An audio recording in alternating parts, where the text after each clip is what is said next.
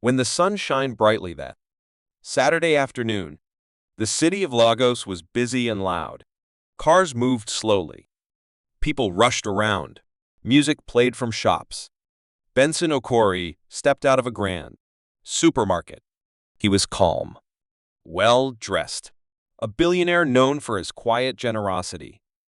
His driver waited by the car, but Benson stopped. Something pulled his attention. Maybe it was the heat. Maybe the smell of roasted corn. Or maybe destiny.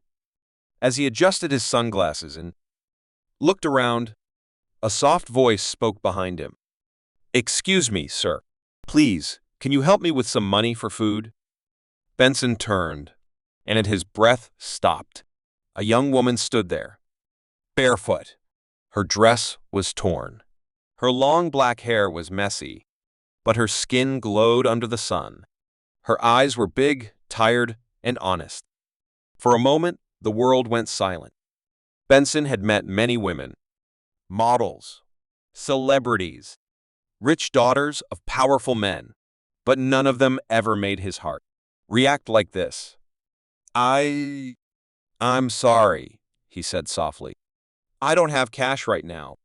Let me use the ATM over there. Please wait for me. I'll come back." She nodded gently. "Okay, sir." "Thank you." Benson walked fast to the ATM, his heart beating strangely. He withdrew money quickly and rushed back, but she was gone. "Wait, no," he whispered. He searched everywhere. Behind cars, around corners, nothing. She had vanished. That night, in his luxury mansion at Banana Island, Benson was quiet. His father spoke firmly. "What about the wedding plans with Chief Okafor's daughter?" "The engagement is next month." Benson sighed. Dad, I don't love her." His father frowned. "Love doesn't build empires. Business does." Benson walked away, angry and hurt. That night, lying in bed, he whispered, "God, please let me see her again. Just once." The next morning, Benson received a call. A woman had been found sleeping at his construction site. She's young, dark-skinned, wearing a torn white dress. His heart jumped. When Benson arrived, he saw her, sleeping on the floor, weak, cold. It was her. She woke up slowly and saw him. "You, sir?" He nodded. "I won't send you away," he said, gently. "But you can't stay here. Come home with me." Her eyes filled with tears. "My name is Zara." And just like that, their lives changed. The next morning, Zara cooked quietly in the mansion kitchen. For the first time in a long time, she felt human again. Then a sharp voice broke the peace. "Who are you?" A woman stood there. Expensive clothes, heavy makeup. "I'm Juliet," she said proudly. "Benson's girlfriend." Zara froze. Juliet's eyes filled with anger. "So you're the street girl he brought home?" Before Zara could explain, Juliet insulted her, called her poor, desperate, a trap. Just then, Benson walked in. "What's going on?" Juliet accused. Zara stayed silent. Benson spoke firmly. "She needed help. I helped her." Juliet laughed. "This is how it starts." Benson looked at her calmly. "Maybe I prefer kindness over pride." Juliet stormed out, furious. Zara whispered, shaking, "I don't want to cause problems." Benson replied softly, "You didn't." She did. The mansion felt quiet again after Juliet left that day. But the peace did not last. Benson had to travel out of Lagos for an important business meeting. Before leaving, he called Zara aside. "Please take care of the house," he said gently. "I'll be back soon." Zara nodded respectfully. "Yes, sir." When Benson left, The house felt bigger and lonelier. Zara focused on her duties. She cleaned. She cooked.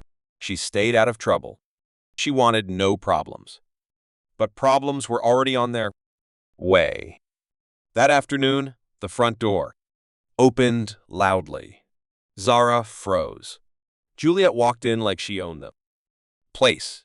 Her heels hit the floor hard. Her eyes scanned the house. "So you're still here?" Juliet said, coldly.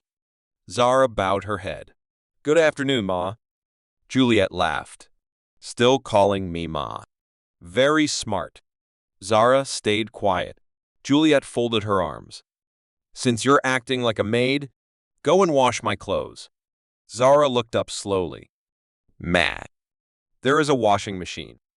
Juliet shouted. "Did I ask you to explain?" Zara's hands shook.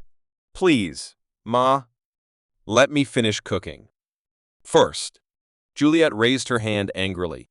"Wash them now, or you leave this house today." Zara swallowed her pain. She picked up the clothes quietly and went to the backyard. Juliet sat in the living room, smiling proudly. Not long after, Benson's car entered the compound. He returned early. He wanted to surprise Zara. As he stepped out, he heard shouting. Juliet's voice. Benson walked quietly toward them. Sound.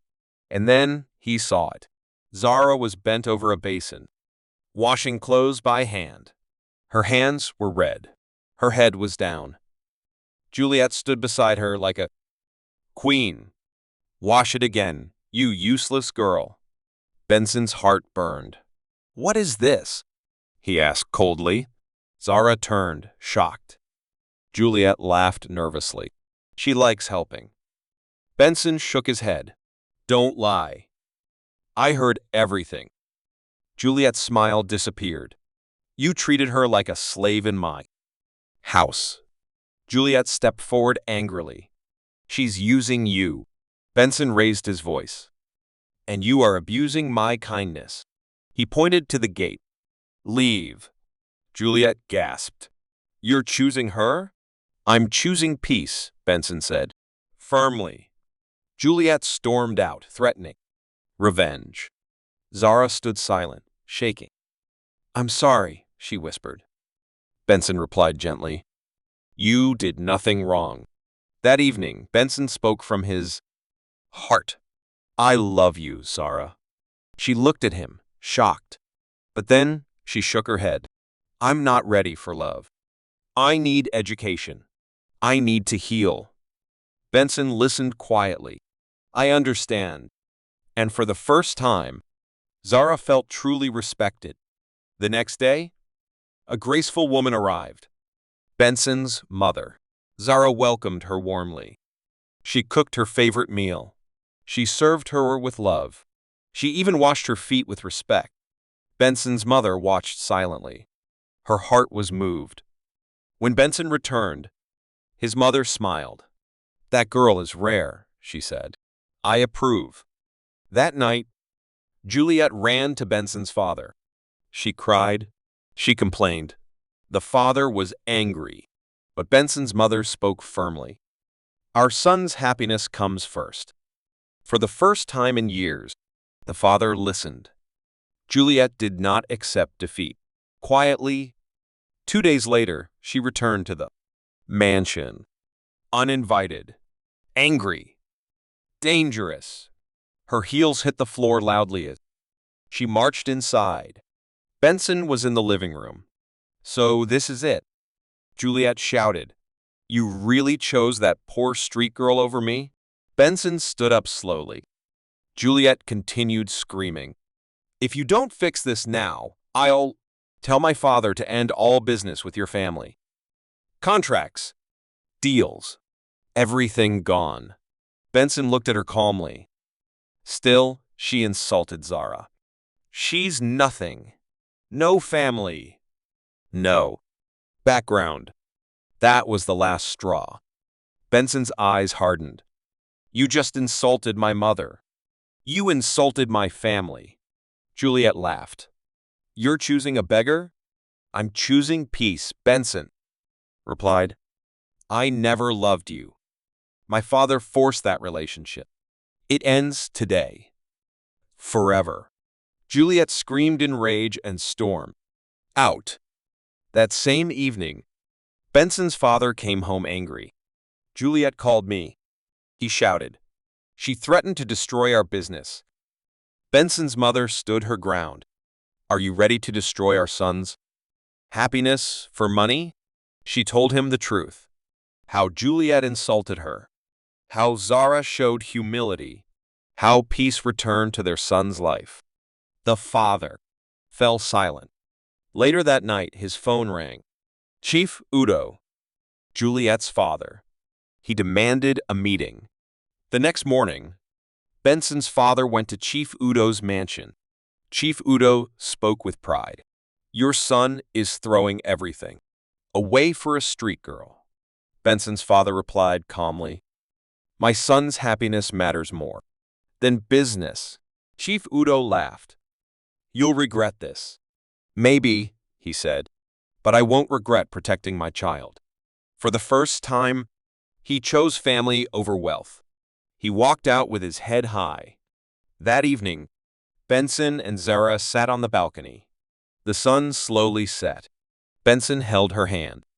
Then he knelt. I loved you from the moment I saw you outside that supermarket. He opened a ring box.